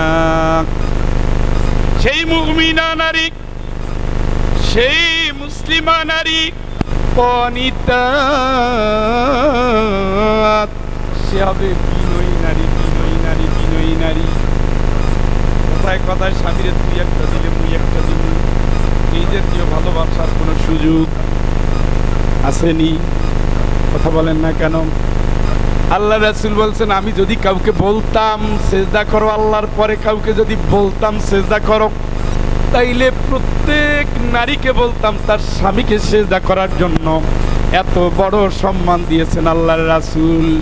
সেই স্বামীর 12টা না বাজাইয়া মহিলা ঘুমায় না, গালি দিয়া, ছোট করে, পিছু করে, তাচ্ছিল্য কইরা, যত রকমের অপমান করা যায়। আমি দেখে তোমার সংসার করিয়া গেলাম, অন্য কেউ হইলে কি হইত? কথায় কথায় বাবার বাড়ি ভুটানি দেখা, আমার আব্বা এই ছিল, ওই ছিল, ওই ছিল। তো আব্বার বাড়ির ভুটানি যদি আপনি দেখান, আপনি কেন বাপের বাড়ি ছেড়ে স্বামীর ঘরে আসলেন? আপনার স্বামী যদি আপনার ফুটপাত থেকে কাপড় কিনে দেয়, ওই স্বামীর আয় বুঝে ব্যয় করবেন। এটাই হলো ইসলাম। প্রত্যেকে চায় তার স্বামী, প্রত্যেক স্বামী চায় তার বউরে সাজাতে পারে না, সাজাতে পারে না। এই যে মক্কা মদিনায় যায়, সেখানেও দেখি ইমিটেশন কিনে। জিজ্ঞেস করলাম, দাদা এই মক্কা থেকে এগুলো থাকলে কি করবে? থাকলে গেদির মাল লাগে একটা নিতে। আমার সাথে যা বলতে তাই বললাম, হয়ে গেছে এখনো গেদির মারি। কোন জায়গায় বইছা? হ্যাঁ, বাজারে একটা দোকান দেখলে ছেলের মেয়ের জন্য নিতে মন চায়, তখন আর ফুটপাত থেকে কিনতাম না। আমারে যদি আল্লাহ সামর্থ্য দিত, ওখান থেকে আমার রাজকন্যার জন্য একটা সেট নিতাম, ওখান থেকে আমার রাজরানীর জন্য একটা সেট নিতাম, ওখান থেকে আমার ছেলের জন্য একটা সেট নিতাম। পৃথিবীতে স্বামীরা স্ত্রীকে ভালোবাসে, হয়তো প্রকাশ করার ধরনটা ভিন্ন। এই ভালোবাসাটাকে যদি কোনো নারী গ্রহণ করে, মাথা পেতে নেয়, হয়তো দামি ইলিশ খাওয়ায় নাই, বড় রুই কাতল খাওয়ায় নাই, বড় গোয়াল খাওয়ায় নাই, ছোট্ট পুঁটি মাছ দিয়ে ভালোবেসেছে, কোনো নারী যদি ওটার প্রতি খুশি থাকে, আল্লাহর কসম করে বলি, ওই নারী আর পুরুষ একসাথে জান্নাতে যাবে। আর যদি তুমি যা দিন আনছো, আমার আব্বা কোনোদিন আনে নাই, এত বলতে বলতে একটা ইলিশ মাছ আনছো, জাটকে এতটুকু, এই নিয়ে এই সংসার, পুরা রাত্রে এটা নিয়ে কালা করে একদিক থেকে আর একদিকে ঘুমায়। আর আল্লাহর ফেরেশতারা, আল্লাহ হুরেরা জান্নাতে হুরে রাখে, আপনারা সারা রাজ্যের অভিশাপ দেয়, সারা রাজ্যের অভিশাপ দেয়। তোর কাছে কয়দিন আমানত রাখছে, আল্লাহ তুই আমার স্বামীরে কষ্ট দাও, তোর উপরে গজব পড়ুক। এই কথা ফেরেশতারা কয় আমিন, ফেরেশতারা কয় তোর উপরে গজব পড়ুক। পুরা রাত্র ধরে অভিশাপ দেয়। দেখেন না মহিলাদের অস্ত্র কি? ঘুমের সময় মাঝখানে বালিশ দিয়ে আলাদা, এটা হলো তার সর্বোচ্চ পর্যায়ের হরতাল।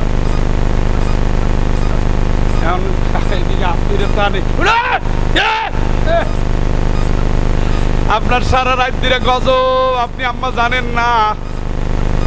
আপনার গায়ে হাত না দিলে আপনি জানেন আপনার স্বামীর ঘুম আসবে না। আপনি এমন জায়গায় হাত দিচ্ছেন, এবারটা খালি অপেক্ষা যে কখন ধরবো।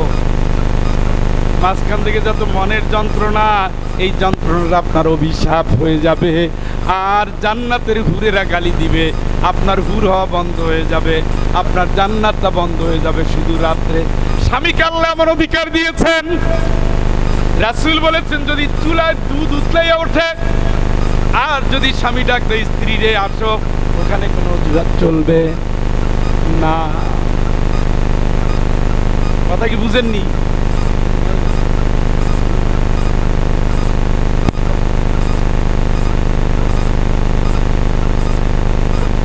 তাইলে স্বামীর সাথে আপনার জান্নাত হবে। একটু মন খুলে বলেন তো সুবহানাল্লাহ। এই সুযোগ তো পাগলেও ছাড়েন। কিপটামি করবেন না, তোর জন্য বেশি ভালোবেসে দরদ দিয়া যত্ন করে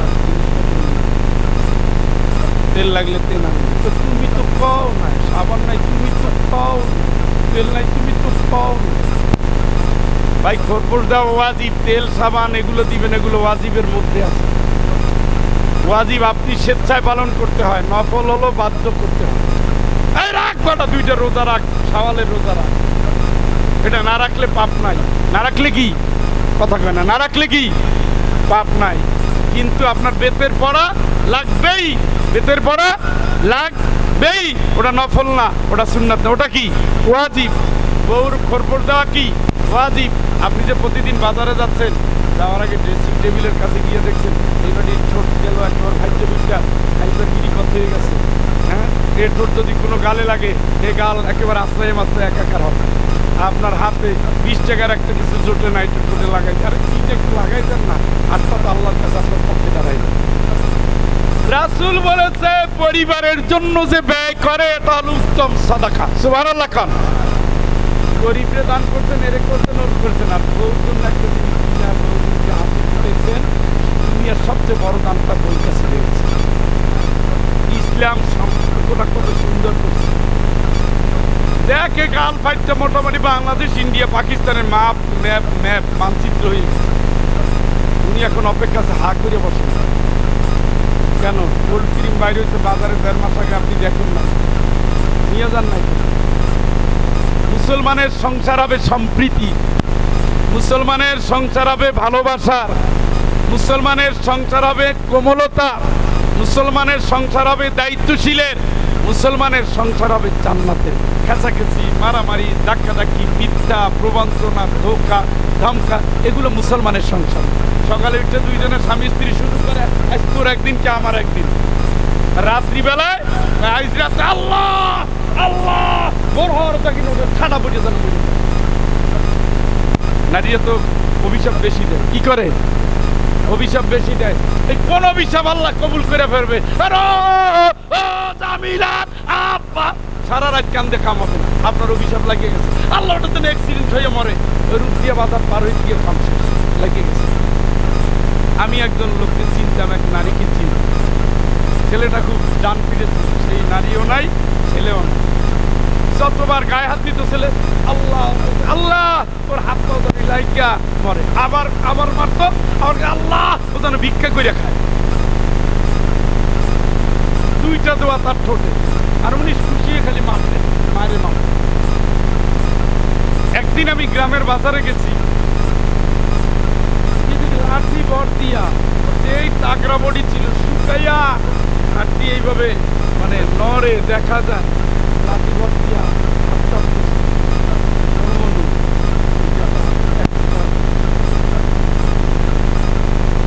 চিনে না, আমি তো তারে চিনি। দোয়াটা কার দোয়া লেগে গেছে।